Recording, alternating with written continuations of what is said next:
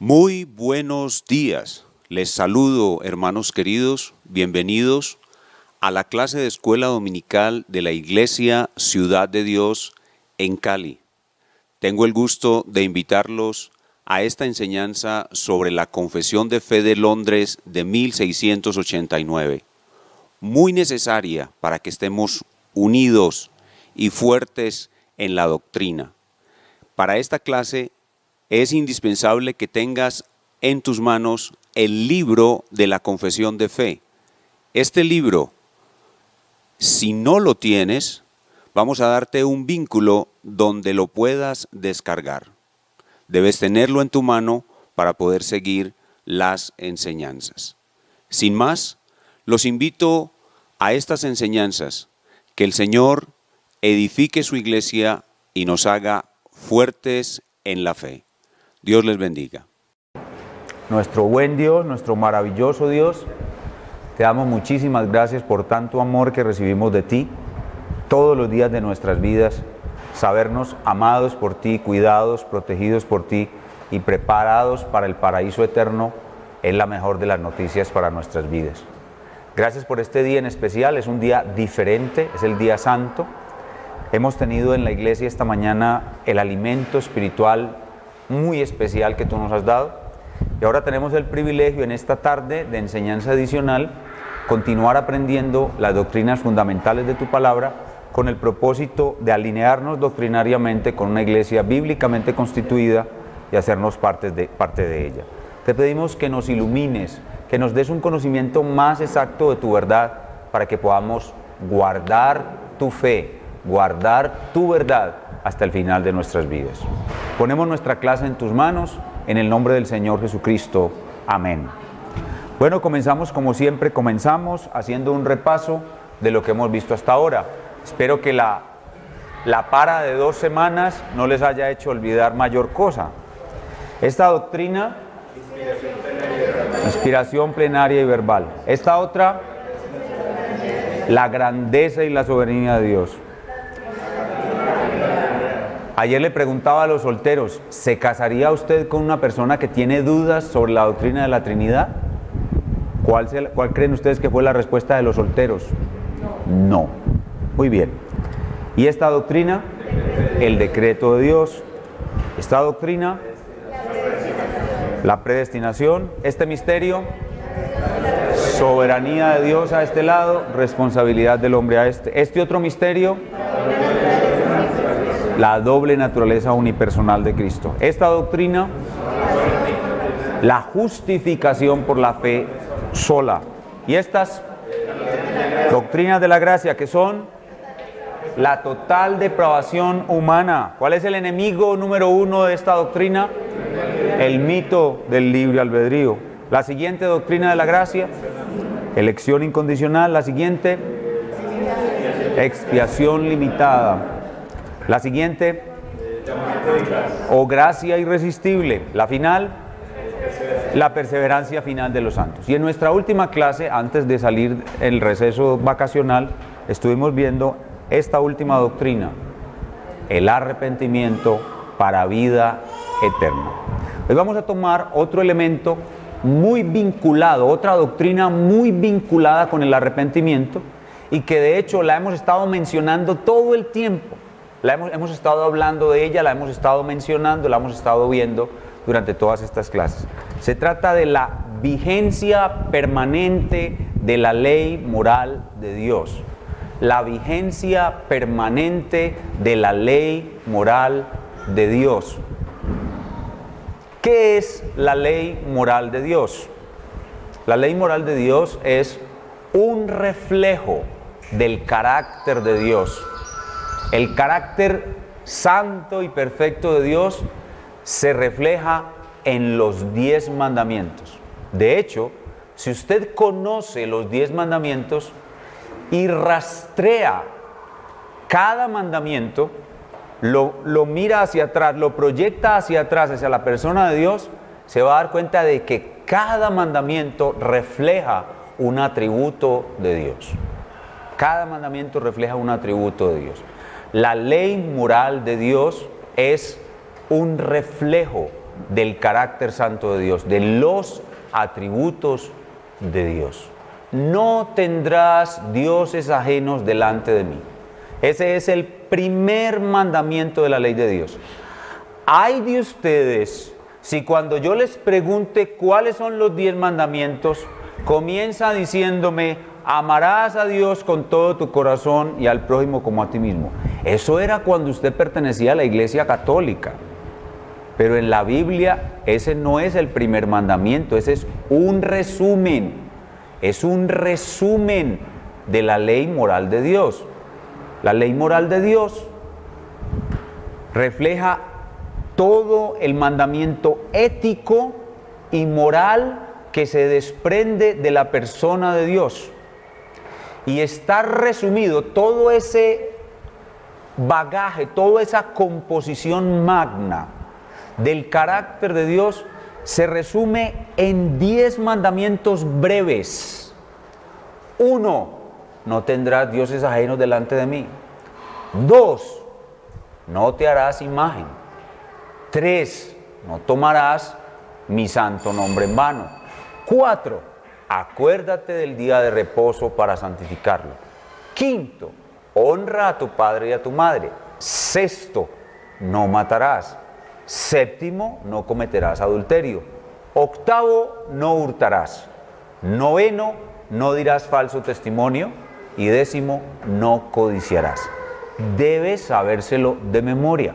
Toda la justicia de Dios, que representa el establecimiento absoluto de la ética y la moral, está resumido en esos 10 mandamientos.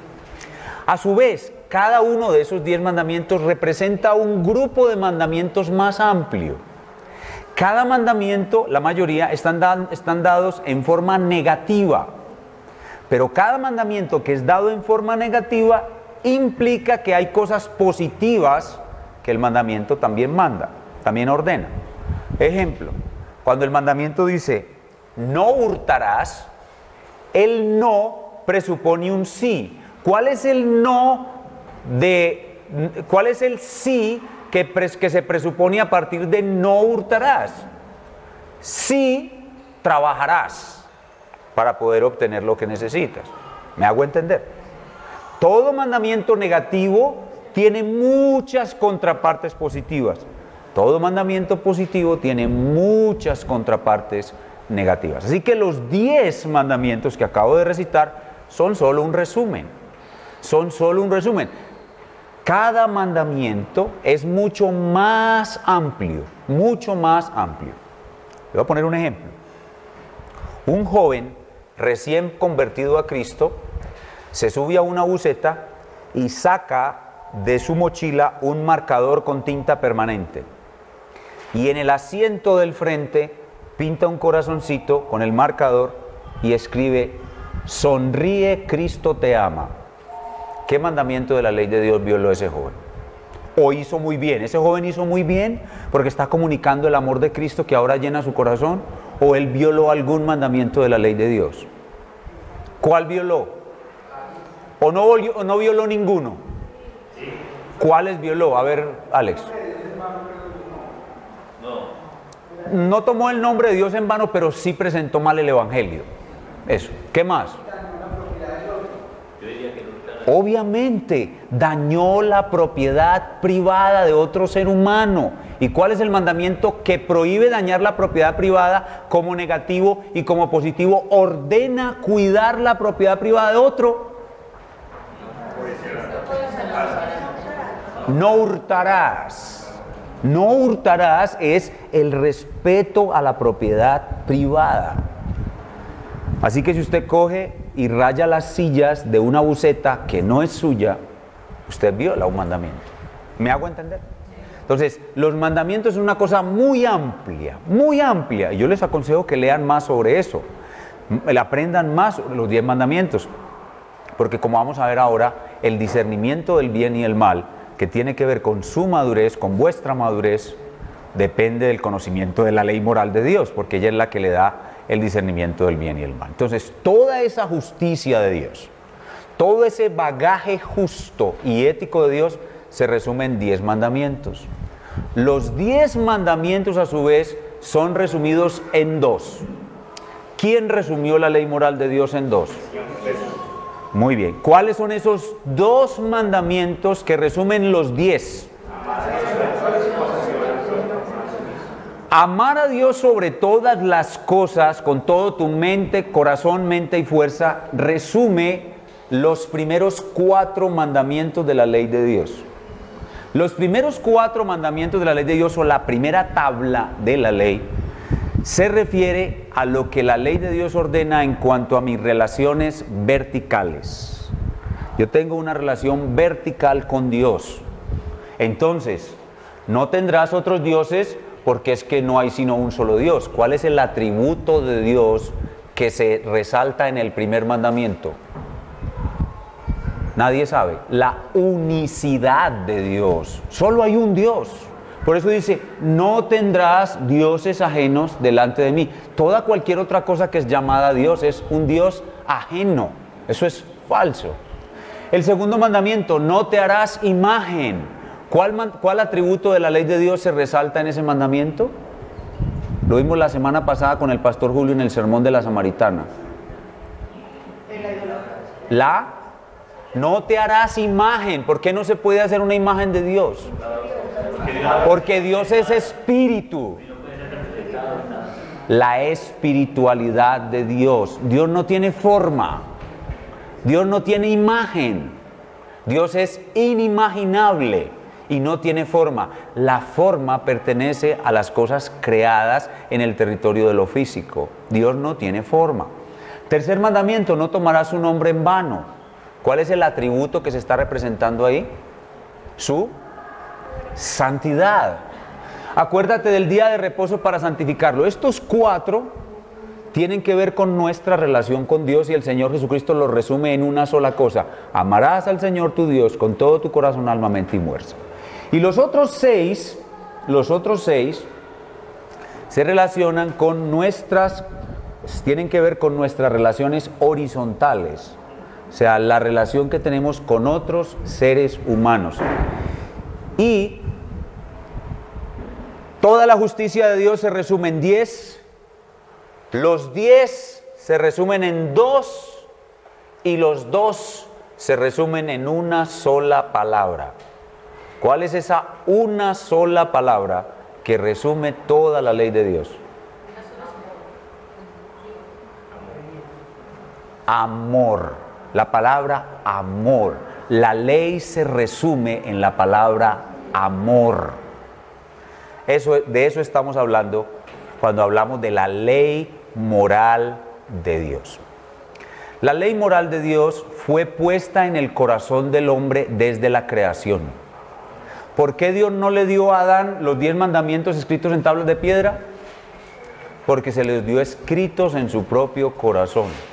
Adán, por ser la imagen de Dios, es decir, tener su carácter impreso en su alma, Adán sabía todo esto que tiene que ver con la ética y la justicia. Por eso Dios le dio solamente un mandamiento, porque los otros 10 se los puso en el corazón. ¿Cuál fue el único mandamiento oral, audible, que Dios le dio a Adán? No comas del árbol de la ciencia del bien y del mal. Entonces, la ley moral de Dios es puesta por Dios en el corazón del hombre. Cuando el hombre peca, la ley moral de Dios se deforma en el corazón del hombre, pero todavía conserva residuos de su presencia. Por eso dice el apóstol Pablo en Romanos capítulo 2, versículo 15, que cuando los gentiles que no conocen a Dios hacen por naturaleza, es decir, siguiendo sus instintos, lo que es conforme a la ley de Dios, muestran la obra de la ley escrita en sus corazones. Eso significa que un residuo de la ley de Dios, un residuo del carácter de Dios, un residuo de la justicia de Dios permanece en el corazón del hombre. ¿O por qué cree usted que cuando un hombre muy malo en un barrio viola a una niña de 2 años, todo el mundo pide que lo maten? ¿Por qué cree usted que cuando un hombre viola a una niña de 2 años, todo el mundo quiere que lo maten? Porque él tiene el hombre caído, aún el hombre caído, el hombre malo sin Dios, sin Cristo, conserva un residuo de la justicia de la ley en su corazón. Porque el hombre fue creado conforme a la imagen de Dios. Esta ley, o por qué creen ustedes que los hijos de Noé supieron que emborracharse era pecado, si por ninguna parte a ellos les habían dicho que eso era pecado? Porque la ley está escrita en su corazón. Y de paso, ¿cuál mandamiento viola el borracho?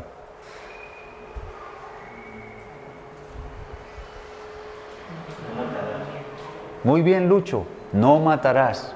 Se está matando a sí mismo. Se está matando a sí mismo. Muy bien, la ley moral de Dios luego fue dada a Israel en tablas de piedra. ¿Por qué los 10 mandamientos fueron escritos en tablas de piedra? ¿Qué significa que fueron escritos, oigan, en tablas de piedra y con el mismo dedo de Dios? ¿Eso qué significa? ¿Qué es algo que está sobre piedra? Algo estable, algo permanente, algo inmutable. ¿Y qué significa que los escribió Dios con su mismo dedo? Lo mismo, que viene de la roca. ¿Quién es la roca? Para la roca.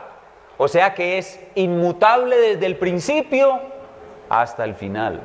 Eso significa que los 10 mandamientos fueron escritos con tablas de piedra, en tablas de piedra con el dedo de Dios. Pero cuando Dios dio la ley moral a su pueblo, no dio solamente los 10 mandamientos.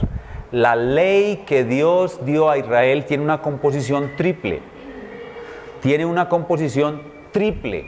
Está en primer lugar la ley moral. Pero además de esa ley moral, Dios le dio al pueblo de Israel una ley ceremonial. Es decir, un conjunto de ritos y prohibiciones ligados al culto y a la vida diaria del pueblo de Israel. Les dio unas fiestas. Esas fiestas hacen parte de su ley ceremonial. Les dio una forma de vestir, una forma de comer, una forma de dejarse la barba, una forma de sembrar, una forma de usar los animales. Les dio leyes ceremoniales, les prohíbe comer animales como el cerdo, etcétera. Pero también les da unas leyes judiciales, es decir, constituye un Estado y con esas leyes elabora una constitución y una forma de vida civil para ese pueblo. Así que la ley de Dios en el pueblo de Israel tiene un triple componente: la ley moral, la ley ceremonial y la ley civil o judicial. ¿Y todo eso está en qué parte de la Biblia?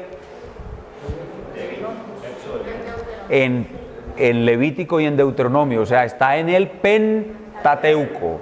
El Pentateuco es la base de la institución de la nación de Dios, el pueblo antiguo de Israel.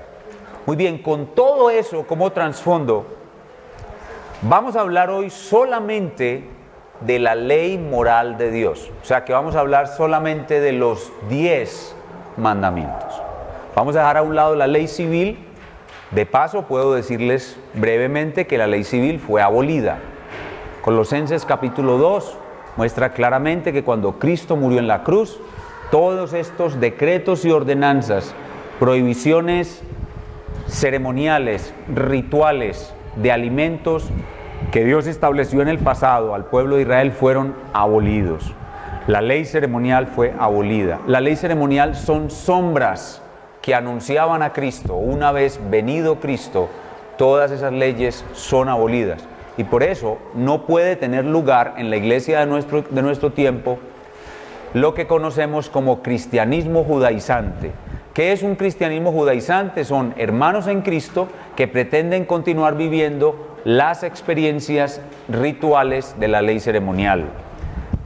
Hay movimientos o iglesias que, por ejemplo, el cristianismo judío mesiánico o otras formas de judaizantes como los adventistas del séptimo día, como un movimiento que se llama Hebrón, son iglesias judaizantes. Judaizantes porque pretenden conservar en la experiencia del cristiano todo aquello que ya fue abolido.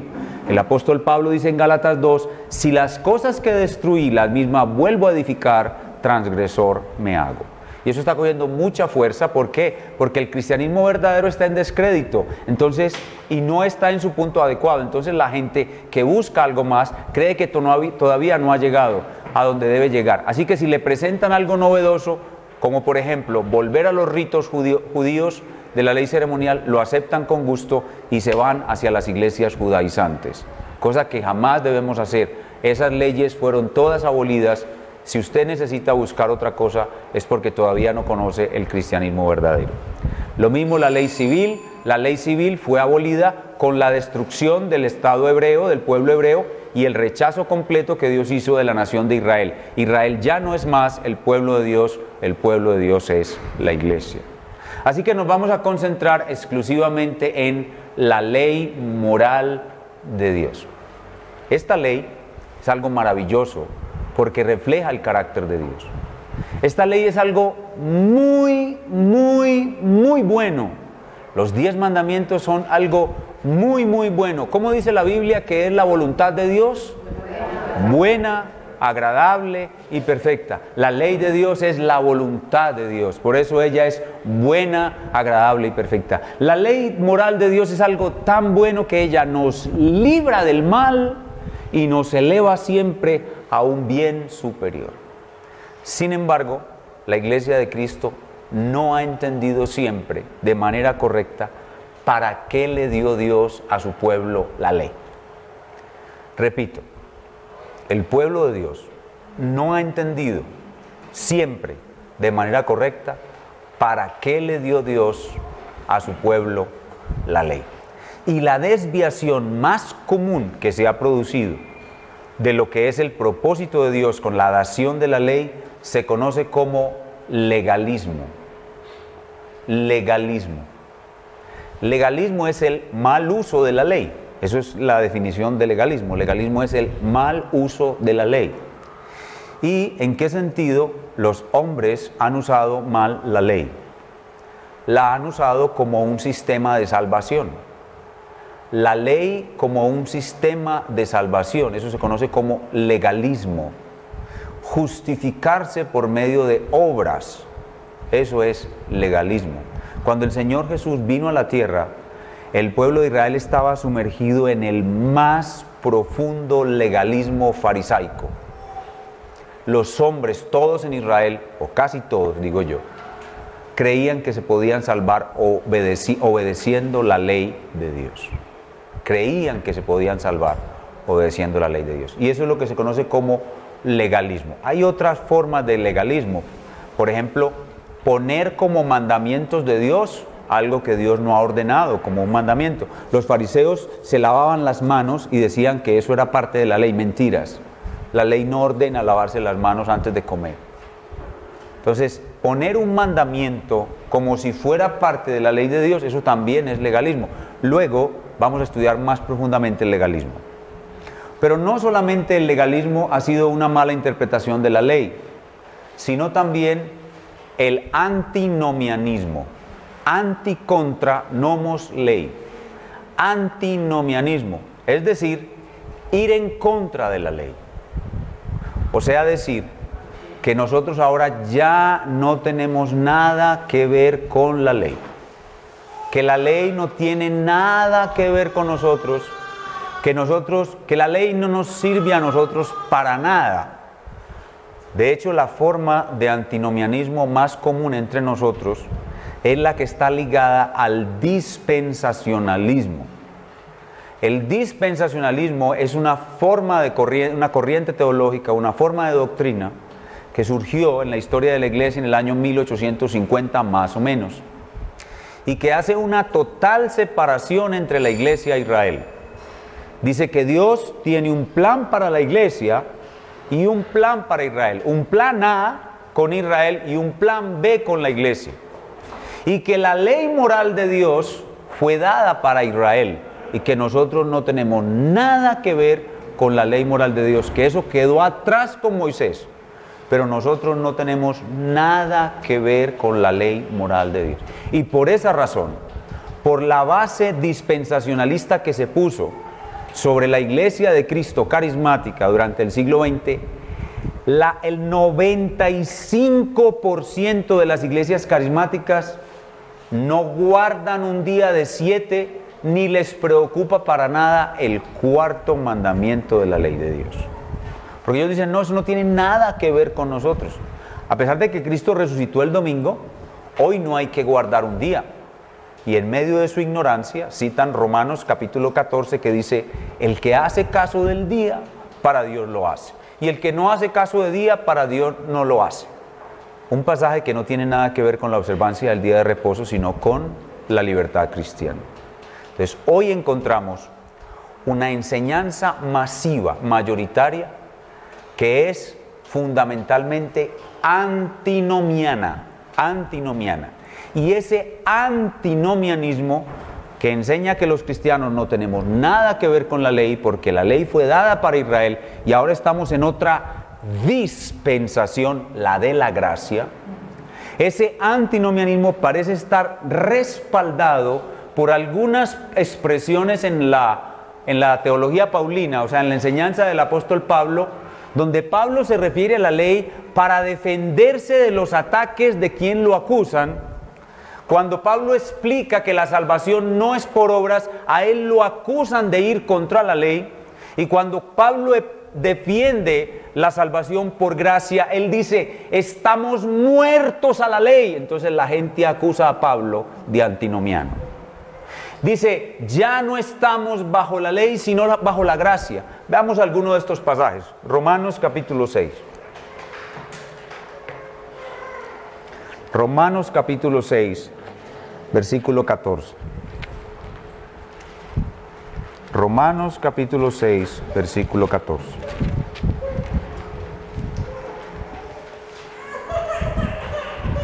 Después de hacer un extraordinario discurso acerca de la santificación, Pablo concluye esta sección diciendo, Romanos 6:14, porque el pecado no se enseñará de vosotros, pues no estáis bajo la ley, sino bajo la gracia. Algunos entienden que esa expresión en Romanos 6:14, no estáis bajo la ley, significa de que los cristianos ya no tenemos nada que ver con estos 10 mandamientos.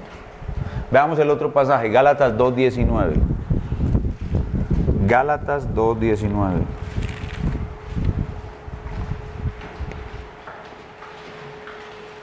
Leámoslo desde el 18 para que veamos la abolición de la ley ceremonial. En el 2:18 está la abolición de la ley ceremonial. Dice Gálatas 2:18, porque si las cosas que destruí, es decir, la circuncisión y todas las observancias de la ley ceremonial, si las cosas que destruí, las mismas vuelvo a edificar, transgresor me hago, porque yo por la ley soy muerto para la ley a fin de vivir para Dios. Entonces, no estáis bajo la ley, estoy muerto a la ley. Veamos Gálatas 5:18, muy parecido al anterior. Dice Gálatas 5:18, pero si sois guiados por el Espíritu, no estáis bajo la ley. Entonces, con base en el dispensacionalismo y su idea extraña de que entre Israel y la iglesia no hay ninguna clase de unidad y continuidad, está bien que la iglesia no es lo mismo que Israel, pero hay una unidad entre la iglesia e Israel, porque ¿a dónde venimos nosotros a ser injertados los creyentes gentiles? ¿En dónde? En la casa de Abraham. Entonces no hay una separación total entre Israel y la iglesia, hay una unidad y hay una continuidad. Lo que comenzó con la descendencia de Abraham por la fe, continúa con la descendencia de Abraham por la fe en los gentiles. Y los judíos, creyentes hijos de Abraham, y los gentiles formamos un solo y nuevo cuerpo, muy distinto al Israel antiguo, pero al fin y al cabo basado en el Israel antiguo. Entonces hay una unidad y continuidad entre Israel y la iglesia, pero hay una superioridad de la iglesia sobre Israel. Pero los dispensacionalistas dicen que no hay absolutamente ninguna unidad ni continuidad entre Israel y la iglesia, sino que hay una total separación y que Dios tiene dos planes, un plan para Israel, que es su plan original, y la iglesia, que es su plan B. Así que cuando los judíos rechazaron al Mesías que iba a salvar a Israel, Dios activa su plan B. Cuando llegue la hora del arrebatamiento, como enseñan ellos, un arrebatamiento pretribulacional, ya vamos a ver nosotros eso acá. Cuando llegue la hora del arrebatamiento, entonces la iglesia va a ser sacada de la escena y Dios va a reactivar su plan A con Israel. Entonces, A y B no tienen nada que ver. Y como la ley fue dada para A, o sea, para Israel, la ley no tiene nada que ver con la iglesia.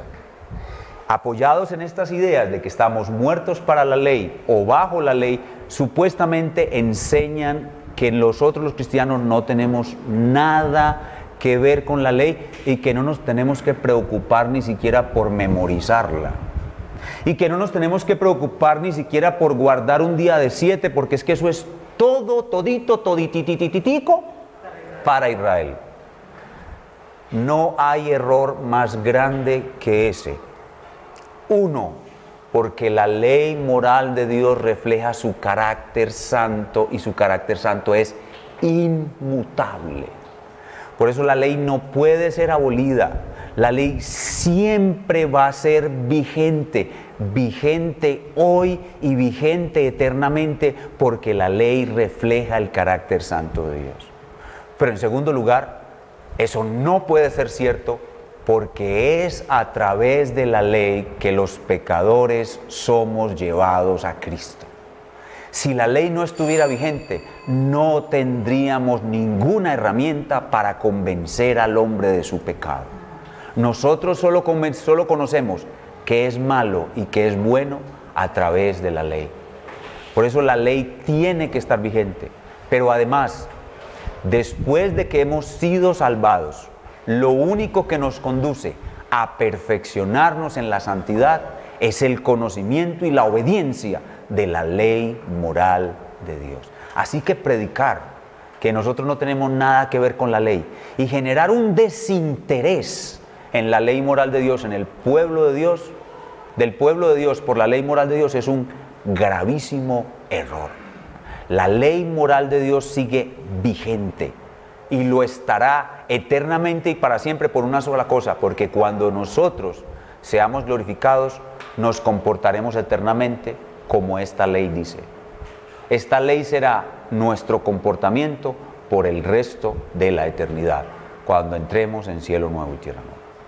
Vamos a ver ahora en la palabra de Dios cómo la palabra de Dios nos muestra que realmente esta ley no puede ser abolida y que el cristianismo verdadero tiene un vínculo profundo y especial con toda la ley, sus 10 mandamientos. Algunos de nuestros hermanos carismáticos dicen, no, todos los 9 mandamientos de la ley de Dios, excepto el cuarto, están confirmados en el Nuevo Testamento y por eso podemos aceptar los 9, pero nunca aceptaremos el cuarto, porque en el Nuevo Testamento no se ve para nada que el cuarto mandamiento sea vigente.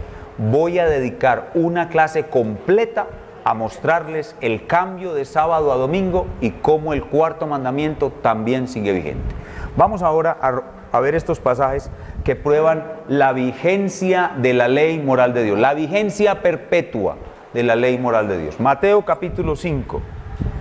Nuestro bendito Salvador, el Señor Jesucristo, hablando acerca de la ley en su famoso discurso del Sermón del Monte.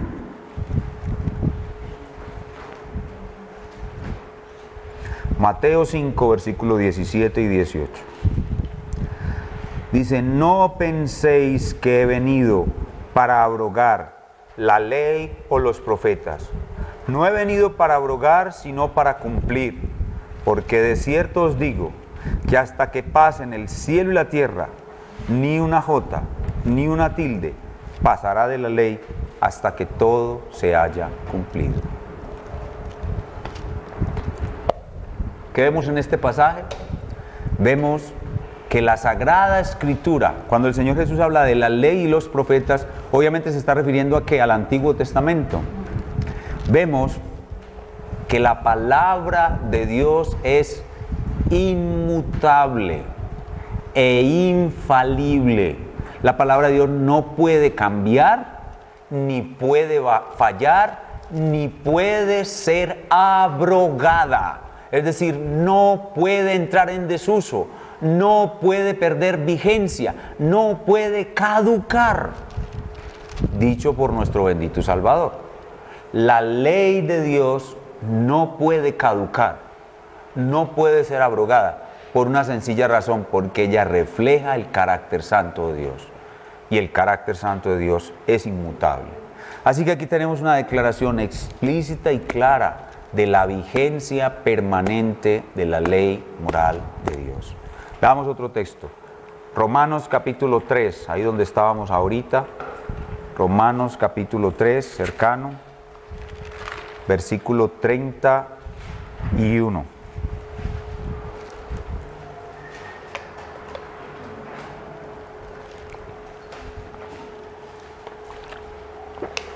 Romanos 3:31. Dice: luego por la fe invalidamos la ley en ninguna manera, sino que confirmamos la ley. ¿Cuál fue la tarea principal del apóstol Pablo para los israelitas y para los gentiles?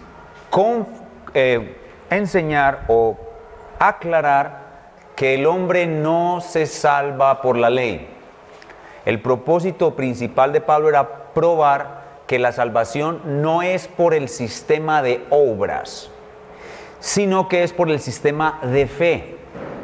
No por obras, sino por fe. Pero cuando Pablo termina de explicar de que la salvación es por fe, parecería que él estuviera atacando la ley. Entonces por eso él hace estas aclaraciones.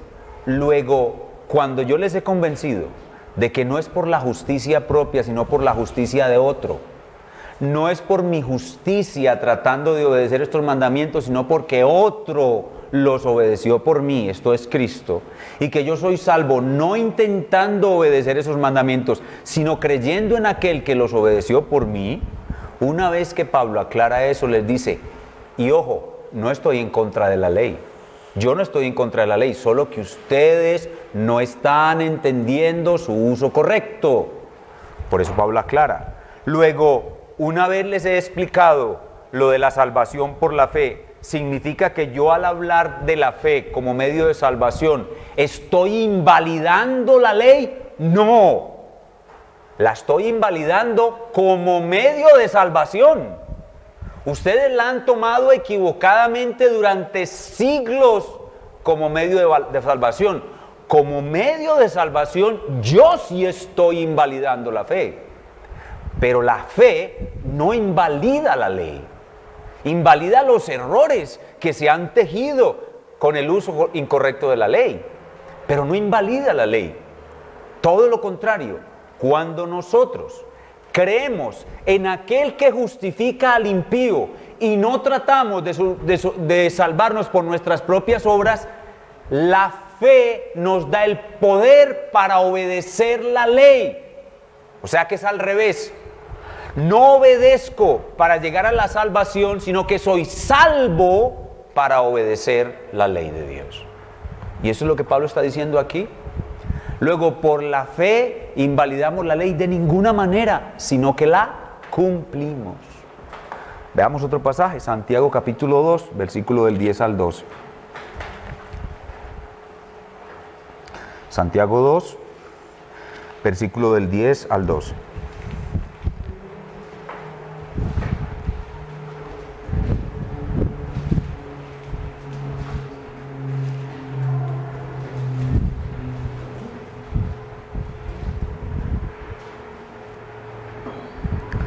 Dice la palabra de Dios, porque cualquiera que guardare toda la ley, pero ofendiere en un punto, se hace culpable de todos. Porque el que dijo, no cometerás adulterio, también ha dicho, no matarás. Ahora bien, si no cometes adulterio, pero matas, ya te has hecho transgresor de la ley. Así hablad y así haced, como los que habéis de ser juzgados por la ley de la libertad. Santiago le está escribiendo a creyentes en Jesucristo. ¿Y a qué los está invitando? Los está invitando a ser obedientes a la ley. Eso significa que el cristiano debe obedecer la ley. Y Santiago le está mostrando a sus oyentes que la ley es una unidad. Que usted no puede obedecer un mandamiento y dejar de obedecer otro. Porque la ley es una unidad. Si usted viola un mandamiento, los viola todos, porque ofende al Dios que dio la ley. No importa cómo lo ofenda. Al ofenderlo de una forma, lo ofende de una manera completa. La ley es una unidad, o sea que usted no puede separarla, no puede partirla, no puede evitarla. Tiene que obedecer uno y todos a la vez. Pero más aún, Santiago nos dice que nosotros vamos a ser juzgados por esa ley. Nosotros vamos a ser juzgados por esa ley. Cuando nosotros lleguemos delante del tribunal de Dios, vamos a ser juzgados por la obediencia que le dimos a esta ley. No para nuestra salvación, porque nuestra salvación ya no está en disputa. Nosotros fuimos salvados por la obediencia de Cristo a la ley.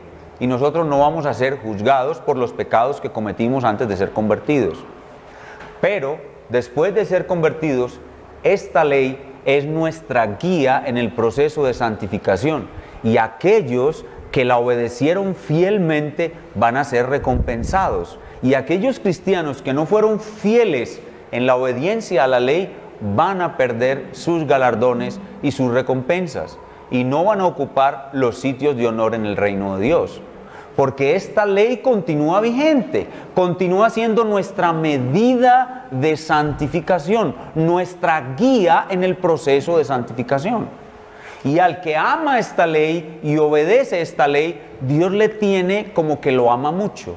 Dice el Señor Jesucristo en Juan capítulo 14, el que me ama, mi palabra guardará.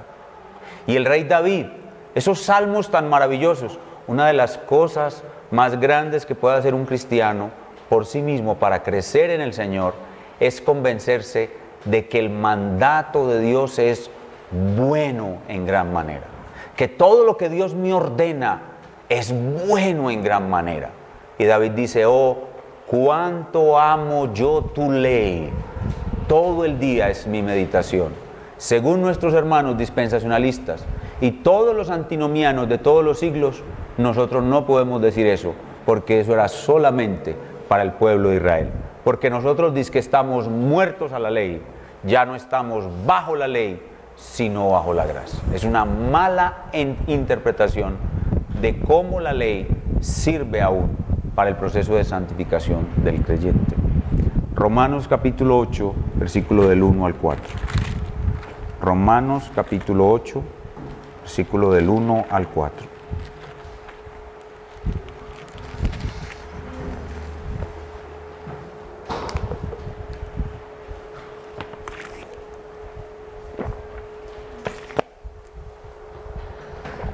Ahora pues, ninguna condenación hay para los que están en Cristo Jesús, esto es, unidos a Cristo Jesús. Los que no andan conforme a la carne, es decir, a las pasiones del hombre sin Dios, sino conforme al Espíritu.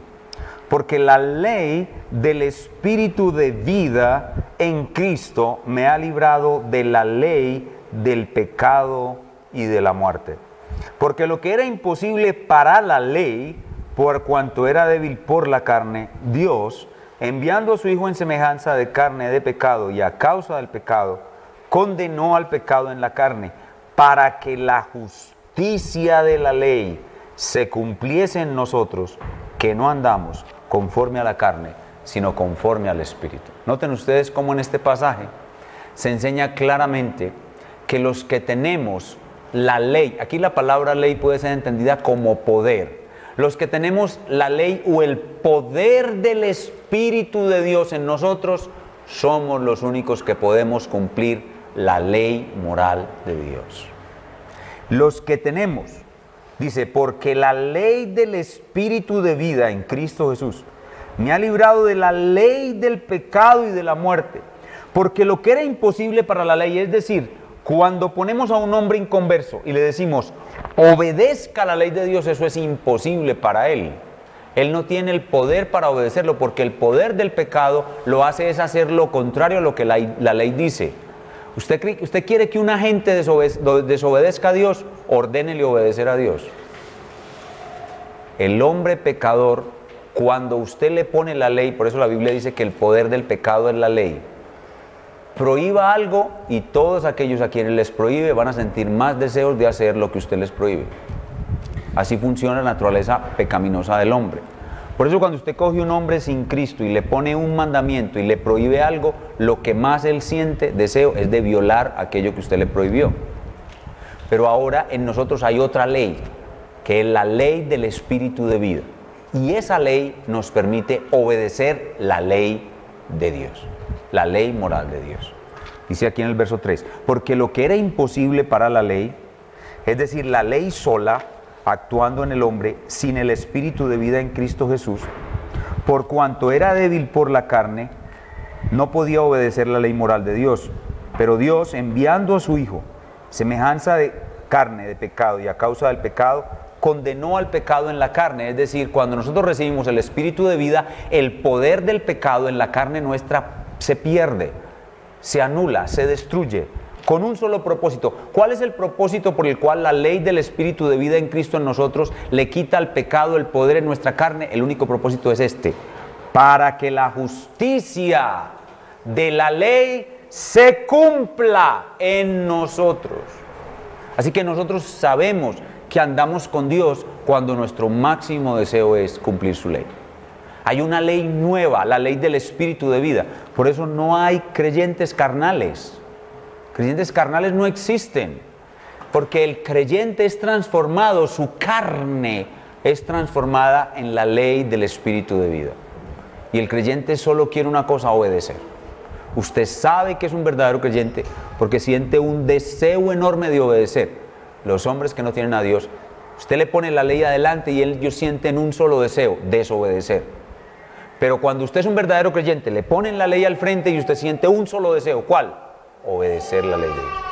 Noten entonces cómo es imposible sacar la ley moral de Dios del panorama de vida de un cristiano. Es imposible. Tenemos que conocer la ley de Dios, amar la ley de Dios, proclamar la ley de Dios, vivir la ley de Dios, anhelar conocerla y disfrutar la ley de Dios, porque en nosotros hay otro espíritu, el espíritu de vida. El espíritu de vida es consonante con esta ley, tiene una perfecta armonía. La ley y el espíritu se aman porque vienen del mismo origen y es de Dios.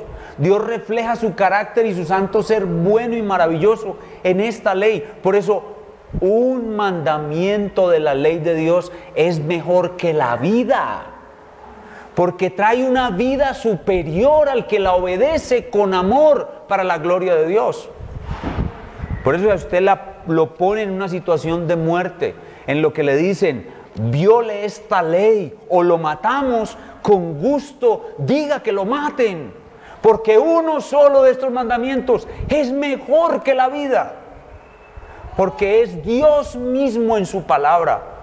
Dios es igual a esta ley. Él está en esta ley. Esta ley es su sabiduría. Esta es la sabiduría más alta. Dios le dice a Israel: ustedes serán conocidos como el pueblo más sabio de la tierra, y todas las naciones se admirarán de vuestra ley, porque esta ley lo refleja a Él. Esta ley es hermosa como Él, deleitosa como Él, disfrutable y deseable como Él. El que la come, el que la disfruta, el que la tiene a Dios en su corazón. La ley de Dios es vida para el que está vivo, pero muerte para el que está muerto. El que no tiene a Cristo y se expone a la ley le da una sola sentencia: morir, debes morir. La paga del pecado es la muerte, la muerte, la muerte. Pero la recompensa de Dios es vida eterna en Cristo Jesús, con un poder nuevo para conocer, amar, disfrutar y obedecer la ley. Y la ley se convierte entonces en una fuente de vida para el cristiano. Entonces noten ustedes que en la iglesia de Cristo hay dos posiciones muy distintas con respecto a la ley. La posición antinomianista que siguen nuestros hermanos dispensacionalistas, en la cual los cristianos debemos ser indiferentes a esta ley, y la posición reformada que comprende que la ley de Dios es imprescindible por siempre y para siempre en la vida del cristiano. Ahora, pastor, entonces, ¿en qué sentido dice Pablo en Romanos 6, en Gálatas 2, en Gálatas 5, que estamos muertos a la ley? ¿En qué sentido podemos decir que ya no estamos bajo la ley? Voy a explicarlo en un momento. La ley moral de Dios, entonces, es la forma de vida de los ciudadanos del reino de Dios. Y es inmutable porque refleja el carácter santo de Dios. Eso es lo que nosotros creemos. La ley moral de Dios es la forma de vida de los ciudadanos del reino de Dios y es inmutable porque refleja el carácter santo de Dios. Uno solo de estos mandamientos es mejor que la vida. Uno solo. Son preciosos y por eso el Salmo 119 es una oda hermosa de amor por la ley. El Salmo 119 nos muestra lo que experimenta un corazón que tiene la ley del Espíritu de vida. Amor por esta ley. Porque cada que yo obedezco esta ley, me siento muy bien. Me siento cerca de mi Dios. Me siento amado por mi Dios. ¿Cómo lo pone la declaración de fe de los bautistas reformados de 1689? Escuchen cómo dicen nuestros predecesores, nuestros padres pioneros, esta enseñanza importante sobre la ley moral de Dios. Dice: aunque los verdaderos creyentes no están bajo la ley, aquí comienzo a explicar la confusión con Pablo. Aunque los verdaderos creyentes no están bajo la ley, como pacto de obras, para ser por ella justificados o condenados, es en ese sentido que estamos muertos a la ley. Sin embargo, la ley moral de Dios, es de gran utilidad, tanto para ellos como para otros, en que como regla de vida les informa de la voluntad de Dios y de sus deberes, les dirige y obliga a andar en conformidad con ella. Pues allí vemos que lo que Pablo quiere decir cuando dicen Romanos 6, Gálatas 2, Gálatas 5, que estamos muertos a la ley, que no estamos bajo la ley, es que la ley ya no obra en nosotros como un pacto de obras, ni sus sentencias, ni sus condenaciones aplican sobre nosotros, porque nosotros ya estamos muertos a la ley. ¿Por qué razón? Porque la ley ya nos condenó y la ley ya nos mató. Y cuando nosotros le pagamos nuestra deuda criminal a la ley, escuchamos su sentencia y pagamos su pena, la ley ya no nos puede volver a juzgar ni nos puede condenar, porque ya le pagamos. ¿Cómo le pagamos? En Cristo. Por eso estamos muertos a la ley. Se lo voy a explicar con un ejemplo. Usted es un delincuente, lo capturan, lo llevan ante un juez, el juez lo juzga con la ley lo encuentra culpable, la ley lo condena y la ley lo envía a la cárcel. Cuando usted sale de la cárcel, por los 20 años que pagó de la cárcel, usted sale de esa cárcel muerto para esa ley. Esa ley ya no lo puede volver a juzgar a usted porque ya lo juzgó y ya lo condenó. Entonces usted sale de la cárcel ¿cómo? Muerto a esa ley. Ya usted no tiene ninguna deuda con esa ley. Así somos nosotros con Cristo. Cristo pagó nuestra deuda y por esa razón nosotros estamos muertos a la ley. La ley ya no nos puede condenar por ninguno de nuestros pecados. Y no vamos a buscar la ley para justificarnos ante Dios, ni para agradar a Dios, porque Cristo ya nos justificó y ya agradó a Dios por nosotros. Así que nosotros no usamos la ley como un pacto de obras, no usamos la ley como una forma de agradar a Dios. Nosotros usamos la ley como una guía en el proceso de santificación y una manera de demostrarle a Dios que lo amo. ¿Cuál es la única manera que yo tengo de demostrarle a Dios que lo amo?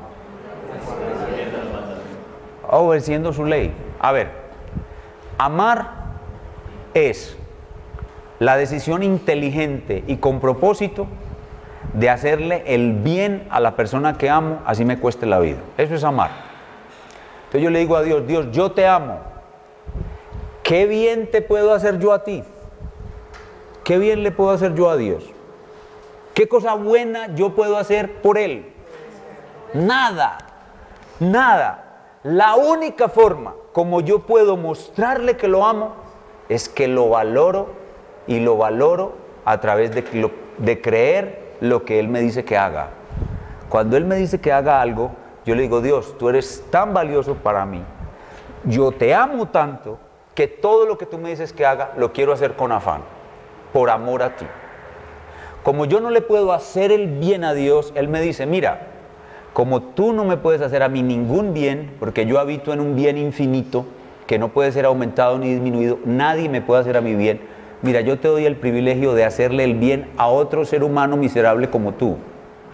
Y cuando le hagas el bien a ese otro ser humano miserable como tú, yo lo voy a tomar como si me lo hiciste a mí.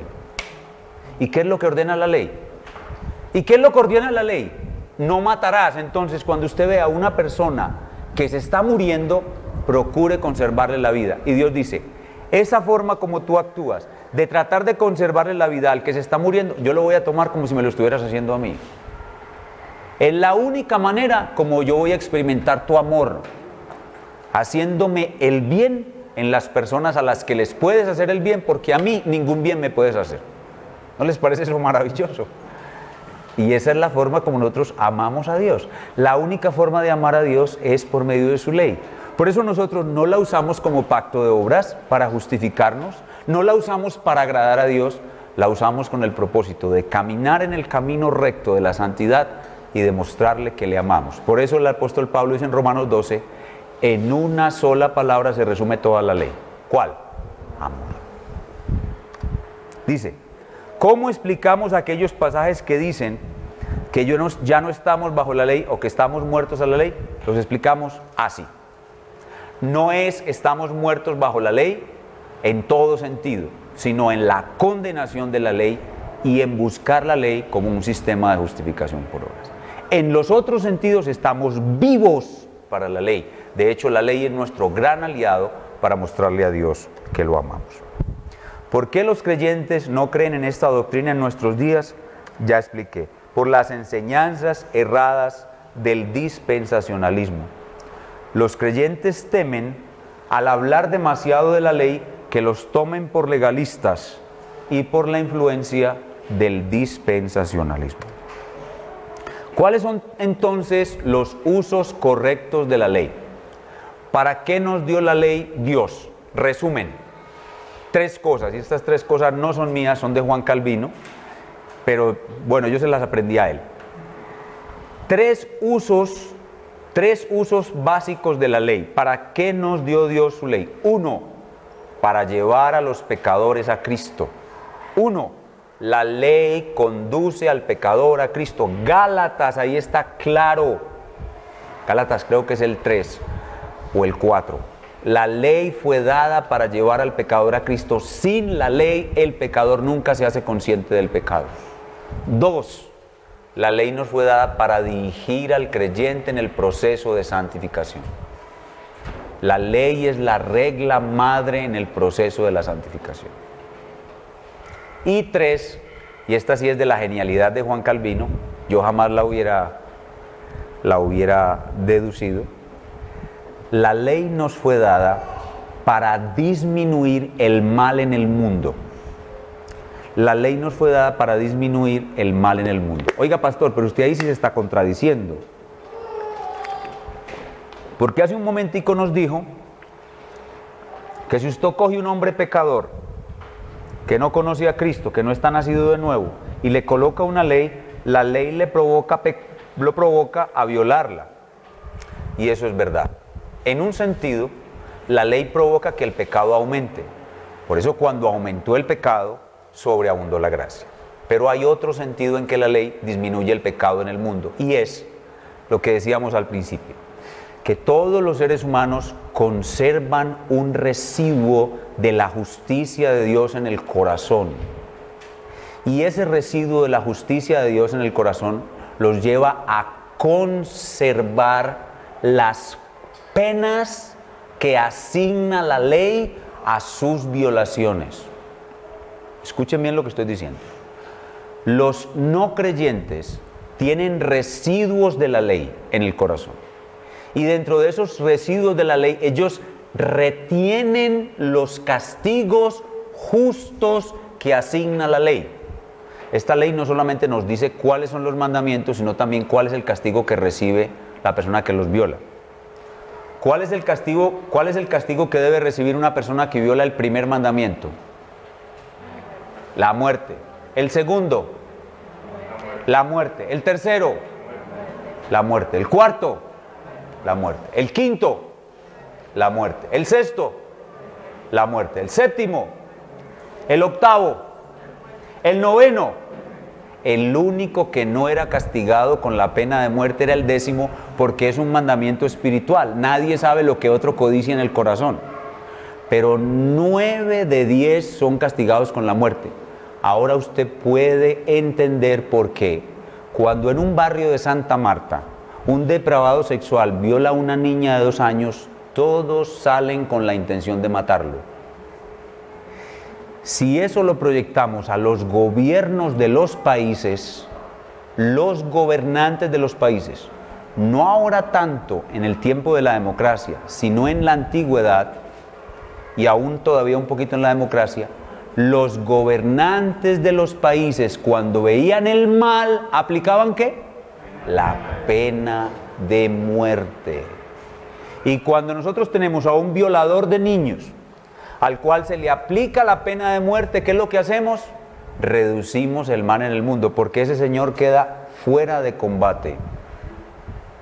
Cuando muere un pecador, castigado justamente por su pecado, con la pena que la ley moral de Dios impone, de esa manera la ley moral de Dios reduce el mal en el mundo. ¿Me hice entender? Por eso, de paso, si a mí me preguntan si yo estoy de acuerdo con la pena de muerte, adivinen qué voy a responder. Que estoy de acuerdo. Que con justicia a los violadores de niños se les debía dar pena de muerte. A los narcotraficantes se les debía dar pena de muerte. A los secuestradores se les debía dar pena de muerte. A un hombre o una mujer que le arroja ácido a una mujer en la cara, se le debía dar la pena de muerte. Le garantizo que si matan 2 o 3, ese crimen no se vuelve a cometer. Se lo garantizo. ¿A los qué? A las FARC. Bueno, ya si no nos metamos en ese asunto. Dejemos ese asunto a la libertad cristiana. Muy bien. ¿Cuáles son entonces los beneficios y usos correctos de la ley moral de Dios? 3. Frenar el pecado en el mundo, conducir los pecadores a Cristo y guiar a los creyentes en el proceso de santificación. Si la ley está vigente, última pregunta, si la ley está vigente, siguen otras. Si la ley está vigente, entonces está vigente el 4º mandamiento. La respuesta es sí, pero con un cambio en el día. Y eso lo veremos en una clase. Así sí terminamos. Lo veremos en una clase completa que voy a dedicar a esto para explicar el cambio de día. Muy bien, vamos a orar porque ya gasté 1 hora y luego vamos a entrar en la sesión de preguntas y respuestas. Nuestro Padre, buen Dios, te damos muchas gracias por tu buena ley. Tu ley es como eres tú. Permítenos amarla, permítenos mirarla correctamente. Líbranos de los errores en su uso, líbranos del legalismo, líbranos del antinomianismo y permítenos en su forma adecuada entender tu ley, amarla y beneficiarnos al máximo de ella. Y esto te lo pedimos en el nombre del Señor Jesucristo. Amén.